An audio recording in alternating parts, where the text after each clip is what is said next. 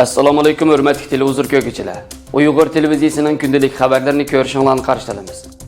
Xalqaro kechirim tashkiloti Misrdan g'oyib bo'lgan Ilyas Abdurahmonning izdirkini qilish haqida jiddiy chaqiriq e'lon qildi. Amerika Uyg'ur tutqunlarni majburiy emgakka solgan Xotandagi Xitoy shirkatining mahsulotlarini chegarada tutib qoldi. Aqar Turkiya armiyasi xalqning sepib turib, terrorchilarga qarshi kurash qiladi dedi. Turmush sog'lomlik bilimlaridan savat. Tövəndə diqqətinizə xəbərlərimizin təfsili məzmunları bolsun.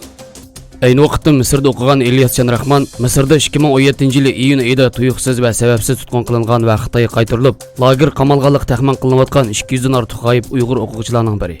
Shu chaqda uning ayoli ularning ikkinchi bolasiga og'ir oyoq edi. Ilyasning ayoli Mehrinsa Abdug'ini ikki bolasi bilan Turkiyada yashamoqda. Xalqaro kechirim tashkilotining 8-oktyabr e'lon qilgan Ilyas Chanrahmanning izdirkini qilish haqidagi jiddiy chaqiriqda 2 yil avval Misrda g'oyib qilingan Ilyasning oilasi Xitoy doiralarining uni darhol qo'yib berilishini talab qiladi deb eskartgan. 2017-yil iyun oyining 5-ida Misrda yuz bergan Uyg'ur o'quvchilarining tuyuqsiz tutqun qilinish vaqasida g'oyib bo'lgan Uyg'ur o'quvchilarning qayerda tutib turilayotganligi, Xitoy qaytarilganlarning oqibati va taqdiriga aloqador aniqsiz masala g'oyib tutqunlarning oilasini andishiga sepganmoqda. Xalqaro kechirim tashkilotining 8-oktyabr chaqiriq e'lon qilib, shu qitimliq tutqunda g'oyib bo'lgan Ilyas Chanrahmanning izdirkini qilishga chaqiriq qilishi, Misrda tutqun qilingandan keyin g'oyib qilib o'tilgan Uyg'urlarning taqdiri masalasining hali ham xalqarodagi kishilik huquq tashkilotlarining kuzatish ostidagi masala ekanligidan bishorat berdi. Xalqaro kechirim tashkilotining Ilyas Chanrahmanning izdirkini qilish haqidagi jiddiy chaqiriqida shu chaqda Misrda tutilganlardan 16sining Xitoyga qaytarilganligi va ularning lager qamalganligi, Xitoy hukumatidan uni darhol qo'yib berishini talab qiladiganligi alohida eskartilgan.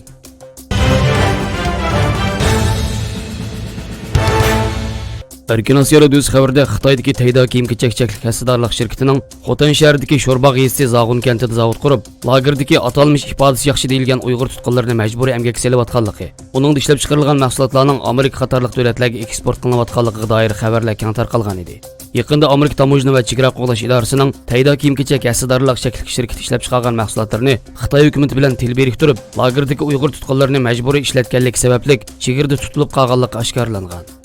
Birleşme Agentligining xabarida Amerikadagi Costco nomli top setish zanjiri yaqinda Tayda shirkatining bovoq bolalar yutqini va o'smirlarning kechki uxlash kiyimini zakaz qilgan. Tayda shirkati bu mahsulotlarni bu yil 21 va 26-sentabr kunlarida ikki turkumga bo'lib Amerikadagi Costco shirkatiga yo'llagan. Lekin bu mahsulotlar 1-oktyabr kuni Amerika chegarasida tutib qilingan.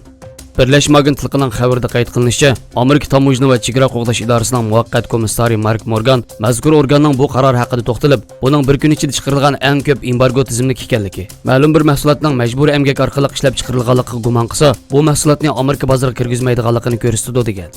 Ammo Birleşme Agentligining xabarida qayd qilinishicha, Costco shirkatidagi amaldorlar bovoqlar ko'pisining boshqa joyda ishlab chiqarilganligi, ammo shirkatning masalabor zavodlarda ishlab chiqarilgan mahsulotlarni qanday qilishni o'ylashayotganligini bildirgan.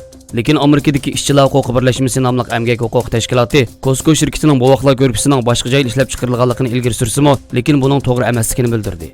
Ishchilar huquqi birlashmasi bu yil iyul oyida tekshirish doklati e'lon qilib, Xotan Tayda kiyim-kechak kasbdorlik shirkatining Uyg'ur tutqunlarni majburiy emgak selayotganligiga doir kuchli dalillarni bayqaganligini bildirgan. Doklatda Tayda shirkatining Xotandagi zavodlarda xalqaro emgak huquqi o'lchamlariga og'ir darajada xiloflik qilinganligi ta'kidlangan. Mazkur voqea Xitoyning lagerlarda yoki lagerlarning atrofidagi joylarda ishlab chiqarish bazalarini qurib, lagerdagi tutqunlarning bir qismini bu bazalardagi zavodlarda majburiy emgak selayotganligi Amerika boshchiligidagi g'arb davlatlarining va xalqaro kishilik huquq tashkilotlarining alohida diqqatini tortgan mazgilda yuz bergan. Birleşme Agentligi o'tgan yil dekabr oyida Tayda shirkatining Xotandagi zavodlarda tutqunlarni majburiy emgak selayotganligi, Amerikadagi Bajir nomli bir kiyim-kechak shirkatining Tayda kiyim-kechak kasbdorlik shirkatining Xotandagi bir zavodiga kiyim-kechak zakaz qilganligini oshkorlagan. Bajir shirkati Amerika taratqullarining besimida Tayda bilan bo'lgan aloqasini uzganligini e'lon qilgan edi.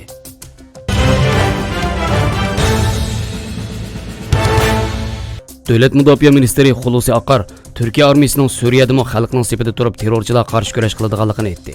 Hulusi Akar Turkiya armiyasi tomonidan Fırat daryosining sharqida boshlangan Barish Pinari tinchlik bo'liq harbiy harakatiga doir Cumhur raisi Recep Tayyip Erdo'g'an riyosatchiligida chaqirilgan Barish Pinari harbiy harakati koordinatsiya yig'inidan keyin bayonot berib, Barish Pinari harbiy harakati beguna fuqarolarning tarixiy yodgorliklarning, madaniy va diniy qurilishlarning cheqilmas huquqiga ega ekanligini ta'kidlagan Akar, faqat davlatimiz va millatimizning emas, rayonimizda yashayotgan boshqa diniy va etnik guruhlarning bexatarligiga alohida ahamiyat beramiz dedi. Shundaqla Turkiya Suriya chegarasida barpo qilinish planlanayotgan bexatar rayonning musofirlarning uylariga qaytish uchun eng mantiqli va insoniy tanlash bo'ladiganligini eskartgan Akar, Suriya bilan bo'lgan 911 kilometrlik chegarasida terror koridorining paydo bo'lishini qat'iy cheklaydiganligini ta'kidladi.